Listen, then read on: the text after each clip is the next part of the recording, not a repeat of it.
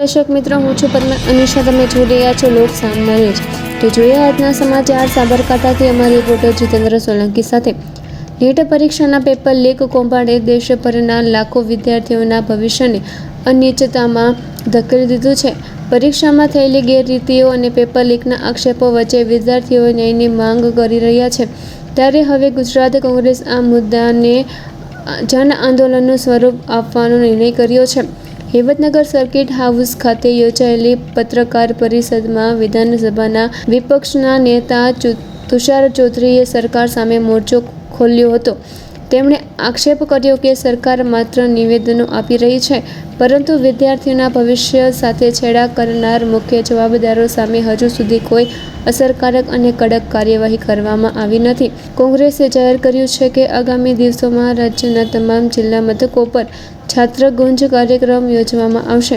આ કાર્યક્રમોમાં વિદ્યાર્થીઓ, વાલીઓ અને કોંગ્રેસના કાર્યકરો મોટી સંખ્યામાં જોડાઈ સરકાર સામે વિરોધ નોંધાવશે.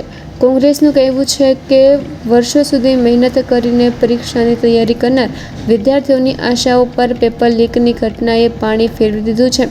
વિદ્યાર્થીઓને ન્યાય મળે અને જવાબદારો સામે કડક કાર્યવાહી થાય તે માટે આ લડત વધુ તેજ બનાવવામાં આવશે. નીટ પેપર લીકના આ મુદ્દાએ સમગ્ર શિક્ષણ વ્યવસ્થા સામે ગંભીર પ્રશ્નો ઊભા કર્યા છે. હવે જોવાનું એ રહેશે કે કોંગ્રેસના છાત્ર ગુંજ કાર્યક્રમ બાદ સરકાર કોઈ નક્કર પગલાં ભરે છે કે નહીં અને લાખો વિદ્યાર્થીઓને ન્યાય મળે છે કે. જનતા માટે અને ગુજરાતના વિદ્યાર્થીઓ માટે પેપર લીક થવું, પેપર ફૂટી જવું, પરીક્ષાઓ રદ થવી એ કોઈ હવે નવાઈની વાત રહી નથી. પણ જ્યારે દેશની અતિ મહત્ત્વની કે જે લોકો ડૉક્ટર બનવા ઈચ્છતા હોય એના માટેની જે નીટની પરીક્ષા, એનું પેપર લીક થાય ને એ પરીક્ષામાં જ્યારે 22 લાખ કરતાં પણ વધારે વિદ્યાર્થીઓ સમગ્ર દેશના પરીક્ષા આપવા જઈ રહ્યા હોય, 1.5-2 વર્ષથી એ નીટ પરીક્ષાની તૈયારીઓ કરતા હોય, 1.32 લાખ કરોડ જેટલો એનો ખર્ચો વિદ્યાર્થીઓના માથે આવતો હોય અને એ પેપર લીક થઈ જાય અને પરીક્ષા રદ થઈ જાય, એના કારણે એ વિદ્યાર્થીઓ આજે માનસિક હતાશામાં જતા રહ્યા છે. એમના પરિવારજનો પણ ચિંતિત છે અને વ્યથિત છે. અને આજે તમે ગુજરાતની વાત કરીએ તો ગુજરાતમાં લગભગ 80,000 જેટલા વિદ્યાર્થીઓ નીટની પરીક્ષા આપવાના હતા. જ્યારે આ રવિવારે ફરી પરીક્ષા લેવાય ત્યારે લગભગ 9,000 કરતાં પણ વધારે વિદ્યાર્થીઓ આ પરીક્ષામાં એપિયર થયા નથી. કારણ કે એ લોકોને હવે કોન્ફિડન્સ નથી રહ્યો કે હવે ફરી પરીક્ષા આવી, અમે એટલો સારો દેખાવ કરી શકીશું કે નહીં, આ એક્ઝામ ક્રેક કરીને અમે ડૉક્ટર બની શકીશું કે નહીં. એટલા લોકો ટેન્શનમાં આવી ગયા કે પરીક્ષા આપવા સુદ્ધા જઈ શક્યા નથી. અને એક જે દાખલો બન્યો છે કે એક વિદ્યાર્થીની ફક્ત 1.5 મિનિટ મોડી પડી હતી. એ એના પરિવારજનો સાથે પરીક્ષા આપવા આવી હતી અને એને ત્યાં એન્ટ્રી ના આપવામાં આવી ને પરીક્ષા પણ ના આપવા દેવામાં આવી. ત્યારે જે આક્રંદ જે કરતી હતી એ ખરેખર હચમચાવી નાખે એવું હૈયાફાટેનું રુદન હતું. એટલે આવી તો સમગ્ર દેશમાં કેટલીય ઘટના બની છે. એટલે કોંગ્રેસ પક્ષ તરફથી પણ અમે દરેક જિલ્લામાં આ પ્રેસ કોન્ફરન્સ કરીને નીટની પરીક્ષામાં જે આ પેપર લીકની ઘટનાના મુદ્દે શિક્ષણ મંત્રીએ રાજીનામું આપવું જોઈએ. અમારા વિરોધ પક્ષના નેતા શ્રી રાહુલ ગાંધી પણ છાત્રકુંજના નામે અનેક નીટના પરીક્ષાર્થીઓ સાથે સંવાદ કરી ચૂક્યા છે. એટલે આ જે ગંભીર બેદરકારી સરકારની સામે આવી છે એની સામે સરકારે કડક પગલાં લેવા જોઈએ. ભવિષ્યમાં આવા કોઈપણ પ્રકારના પરીક્ષાના પેપરો ના ફૂટે એની તકેદારી રાખવી જોઈએ અને શિક્ષણ મંત્રીનું તાત્કાલિક રાજીનામું લેવું જોઈએ. અને સાથે સાથે અમે ગુજરાત તરફથી પણ જે 9,000 કરતાં વધારે વિદ્યાર્થીઓ પરીક્ષા આપી શક્યા નથી એમના નામો પણ અમે જાણવાનો પ્રયત્ન કરીશું, એમને મળવાનો પણ પ્રયત્ન કરીશું અને ખરેખર એમની સાથે શું પરિસ્થિતિનું નિર્માણ થયું છે, હાલ એ લોકો કઈ પરિસ્થિતિમાં જીવી રહ્યા છે એ પણ જાણવાનો પ્રયત્ન કરીશું અને એ પણ અમે સરકાર સુધી પહોંચાડીશું.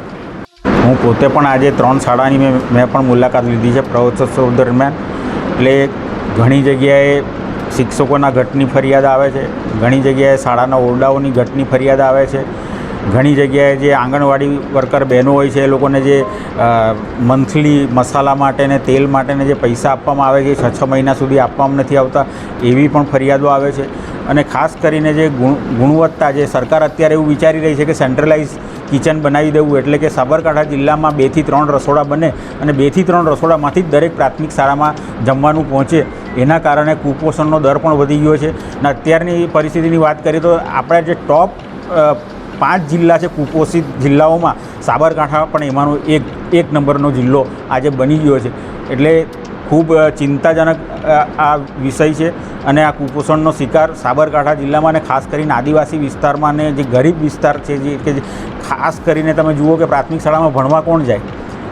એ જે ગરીબ મા બાપ હોય એના જ છોકરાઓ ભણવા જતા હોય ને એ પાછા કુપોષણનો શિકાર બને તો કુપોષણનો શિકાર કરેલો બાળક ભણી કેવી રીતે શકે અને કારકિર્દી બનાવી કેવી રીતે શકે એ મોટો પ્રશ્ન છે. એટલે એમનું ભવિષ્ય જ અહીંથી રૂંધાઈ જાય એ પ્રકારની પરિસ્થિતિનું નિર્માણ આજે આપણા જિલ્લામાં પણ દેખાઈ રહ્યું છે. ઓરડાની ઘટ છે એ બાબતે આગળ કોઈ રજૂઆત કરીને અત્યારે શિક્ષણ વર્ષથી માટે રજૂઆત કરવામાં આવી તો ખરી?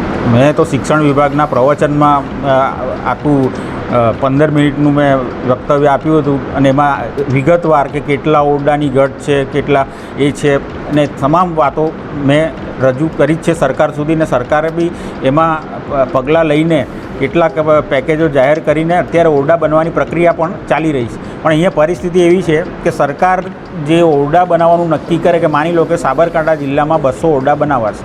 હવે 200 ઓરડાનો કોન્ટ્રાક્ટ જે નક્કી થાય છે એ ગાંધીનગરથી થાય છે. ગાંધીનગરથી ટેન્ડર ભરવામાં આવે. હવે ગાંધીનગરથી જે ભાવ નક્કી થાય એટલા ભાવમાં એણે ઓરડો બનાવવાનો હોય.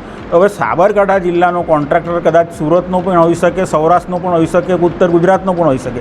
એ જ્યારે સાબરકાંઠા જિલ્લામાં ઓરડો બનાવવા આવે ને એને પોશીના તાલુકાના 10 ઓરડાનો કોન્ટ્રાક્ટ મળ્યો હોય તો પોશીના તાલુકા સુધી એને મટીરિયલ લઈ જવાનું હોય, તેનું ટ્રાન્સપોર્ટેશન એને વધી જાય, એને ત્યાં લેબર કોસ્ટ વધી જાય ને ત્યાં હિલી એરિયા છે એટલે ત્યાં માલ સામાન ત્યાં ડુંગર પર ચઢાવવાનો પણ તકલીફ પડે. એટલે જે ભાવે એને ભર્યો હોય એ ભાવમાં એનો ઓરડો ત્યાં બનતો જ નથી એટલે કોન્ટ્રાક્ટ છોડીને ભાગી જાય છે. એના કારણે આ વસ્તુ થાય છે. અમે સરકારમાં રજૂઆત કરી કે ભાઈ જે જિલ્લાના ઓરડા બનાવવાના છે તો એ જિલ્લા મથકોથી તમે ટેન્ડરિંગ કરો ને તો કમસે કમ એ ત્યાંના જે કોન્ટ્રાક્ટર આવે સ્થાનિક તો એને ખબર હોય કે ભાઈ મારે કેટલામાં ઓરડો બની શકશે. હવે ગાંધીનગરમાં તો આખા ગુજરાતના બધા આવી શકે ને બીજા સ્ટેટના બી આવી શકે. તો એ કઈ રીતે જજમેન્ટ લઈ શકે કે આનું ટેરેન કેવું છે, એટલે કે ભૌગોલિક પરિસ્થિતિ એ વિજયનગરની કેવી છે, પોશીનાની કેવી છે કે હિંમતનગરની કેવી છે. એટલે આ બધી સતીઓને કારણે થોડા પૈસા બચાવવા માટે આ બાળકોના ભવિષ્યનું રોક આવી રહી છે.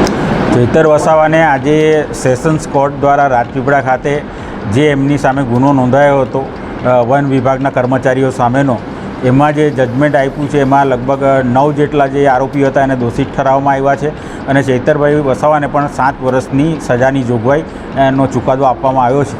આ એક ન્યાયિક પ્રક્રિયા હતી એટલે એના વિરુદ્ધ હું કોઈપણ પ્રકારની ટિપ્પણી કરી શકું નહીં. પણ ચૈતરભાઈ પાસે હજી ઓપ્શન ઓપન છે કે સેશન્સ કોર્ટનો ચુકાદો છે એને હાઈકોર્ટમાં પડકારી શકે છે. હાઈકોર્ટની ઉપર સુપ્રીમ કોર્ટ સુધી પણ એ પોતાનો પક્ષ રજૂ કરી શકશે. એ લોકોની પ્રતિનિધિ મંડળ અમને મળ્યું હતું અને અમે ઉર્જા મંત્રીને પણ લેખિતમાં આ બાબતની રજૂઆત કરી છે અને ઘણા બધા વિદ્યાર્થીઓ એવા હતા કે એનું વેઇટિંગ લિસ્ટમાં પણ નામ હતું, તેમ છતાં પણ એ લોકોને ઓર્ડર આપવામાં આવ્યા નહોતા. એવી પણ અમારા પાસે ફરિયાદ આવી હતી. એટલે અમે એ રજૂઆત અમે સરકાર સુધી અમે પહોંચાડીશું. પોલીસ એ લોકોને અહીંયાથી ઉઠી લઈ ગઈ હતી, એ લોકોને એરેસ્ટ કર્યા હતા, કાર્યવાહી થઈ ગઈ, તો આજ દિન સુધી પગલાં કેમ નથી લેવાતા? આ બાબતે કોઈ આપણે આયોજન કરવું? ભવિષ્યમાં આમાં કેવું હોય છે કે કોઈ પણ વસ્તુ અમારી પાસે આવે એનો કોઈ ફોલોઅપ કરનારું હોય તો અમે એનો આગળ વધી શકીએ. પણ હવે અમે જેના માટે લડીએ છીએ એ લડત કરતાં પછી અમારી પાસે આવે જ નહીં, કે અમને જાણ પણ નહીં કરે કે આટલી કાર્યવાહી થઈ છે, હવે આ ખૂટે છે. તો અમે ખબર કઈ રીતે પડે? આ તો તમે કીધું તો અમને ખબર પડી. પણ એ પ્રતિનિધિ મંડળ જ્યારે એ વખતે મળવા આવ્યું હતું તો અમે બીજા જ દિવસે મુખ્યમંત્રીને એને રજૂઆત અમે કરી દીધી હતી. ફરી આવશે તો ફરી અમે રજૂઆત કરીશું. આ ખેડૂત એપવાળા ખેડૂતો આવશે તો કે ખેડૂતની શું સમસ્યા છે એ પણ અમે સરકાર સુધી પહોંચાડીશું. તો ફરી મળીશું એક નવા સમાચાર સાથે. ત્યાં સુધી જોતા રહો લોક સામના ન્યૂઝ.